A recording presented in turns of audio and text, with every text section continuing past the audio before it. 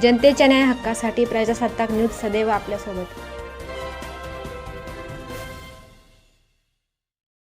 मंगळूर तालुक्यातील काही जे रस्ते मंजूर झाले त्यावर आरोप प्रत्यारोप चालू आहे, काय बघा?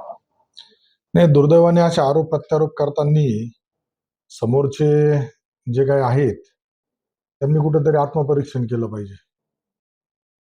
दरवेळेस महायुती सरकारचा निधी, आम्ही आणलेल्या निधीवर जर ते त्यांचा अधिकार गाजवणार असतील तर निश्चितच हे संगमनेरकरांना सुद्धा आता लक्षात येत आहे. संगमनेर सुज्ञ आहेत.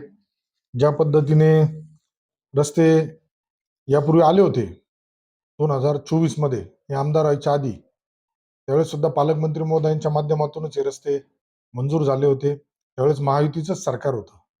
परंतु ठेकेदाराच्या निष्काळजीपणामुळे महाराष्ट्रातील निवडणुकीच्या आधी विधानसभा बरेचसे रस्ते जे मंजूर झाले होते ते नंतर कामं सुरू न केल्यामुळं, आणि याच्यामध्ये तर मला अशी काही चर्चा ऐकायला मिळाली का माझी लोकप्रतिनिधीच्या कुटुंबातील लोकांचा या रस्त्यांमध्ये इंटरेस्ट जास्त होता, परंतु संगमनेरात सत्ता परिवर्तन झाल्यामुळं त्यांनी त्या रस्त्यांकडे दुर्लक्ष केलं आणि दुर्दैवाने ते रस्ते नंतर काही शासनाच्या याच्यामुळे ते रद्द करण्यात आले होते असं कळालं.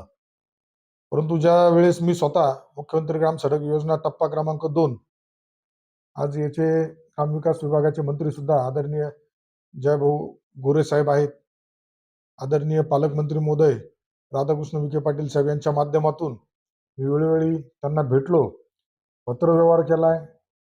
त्यानंतर आमच्या ते कामं रद्द जे झाले होते त्यावेळेस आमच्याविषयी काही त्या भागामध्ये फ्लेक्स लावले होते. लोकप्रतिनिधींचा धिक्कार निषेध करण्याचा प्रयत्न त्यावेळेस काही लोकांकडून करण्यात आला होता. परंतु कोण काय करतं काय करत नाही टीका टिप्पणीला आम्ही महत्व देत नाही. आम्ही विकास कामाच्या माध्यमातून पुढे जाण्याचा निर्णय महायुती सरकारने घेतला आणि त्याच अनुकरण करून मी पुढे जातोय. त्यामुळं आज आपल्या माध्यमातून मी दाखवील, 13 ऑक्टोबरला आम्ही हे पत्र केलं होतं. तो समोरचा जो सांगतोय नुसते पत्र दिले आणि त्याच्यावरती शिक्के मारून आणले कुठून म्हणून तुम्ही निधी आणला असा त्याचा अर्थ होत नाही. त्यासाठी तुमचा पाठपुरावा लागतो, तुम्ही कागदावर लागता. या स्पष्ट याच्यामध्ये विवेक शिंदे जे आहेत कक्ष अधिकारी महाराष्ट्र शासनाचे, त्यांनी अधीक्षक अभियंता नाशिक यांना पत्र दिलं होतं. त्यामध्ये संदर्भ माझं 19 ऑगस्ट 2025 रोजीचं पत्र आहे रस्त्याची मागणी संदर्भातलं, आणि त्यानुसार प्रस्ताव मागवण्यात आले होते. ते प्रस्ताव मागवण्यात आल्यानंतर पुन्हा 3/11/2025 हे पत्र आहे.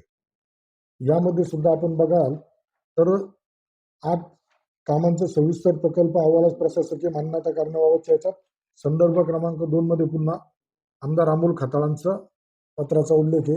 ही आपण मागणी 19/8 ला जी केली होती तोच पुन्हा त्याच्यामध्ये संदर्भ घेण्यात आला आहे. आणि ज्यावेळेस साकूर येथे पठार भागाच्या दौऱ्यावरती जलसंपदा विभागाच्या काही कामांचं सर्वेक्षणाच्या कामाच्या शुभारंभासाठी जलसंपदा मंत्री आदरणीय नामदार राधाकृष्ण विखे पाटील साहेब तिथं आले होते 14 तारखेला. त्यावेळेस लोणीवरून मी त्यांच्या बरोबर होतो आणि त्याच वेळेस मी साहेबांना बोललो होतो आणि आमची सारखा पाठपुरावा चालू होता. तर पठार भागाच्या दौऱ्याला जाताना त्या भागात रद्द झालेले रस्ते आपल्याला तत्काळ पुन्हा प्रशासकीय मान्यता त्याला घेण्याच्या दृष्टीने साहेबांच्या सूचना झाल्यानंतर त्याच दिवशी मी तिथं माझ्या भाषणामध्ये सांगितलं होतं का 8 कामांतल्या 4 कामांना आपण प्रशासकीय मान्यता मिळवून देण्यामध्ये यश मिळालेलं आहे. उर्वरित 4 कामांना सुद्धा लवकरच आपण देतोय. आता सुद्धा त्या उर्वरित कामं सुद्धा लवकरच त्याला प्रशासकीय मान्यता मिळणार आहे. परंतु काल अचानक मध्ये काही जणांनी पुन्हा एकदा डंका राज्यात डंका, अहो तुम्ही आमदार असताना मंत्री असताना तुमच्याच्यानी झालं नाही आणि आज तुम्ही डंका झाला अशा पद्धतीने खोट्या बातम्या पेरून खोटं सोशल मीडियावरती सांगून लोकांना संभ्रमित करण्याचा प्रयत्न करताय.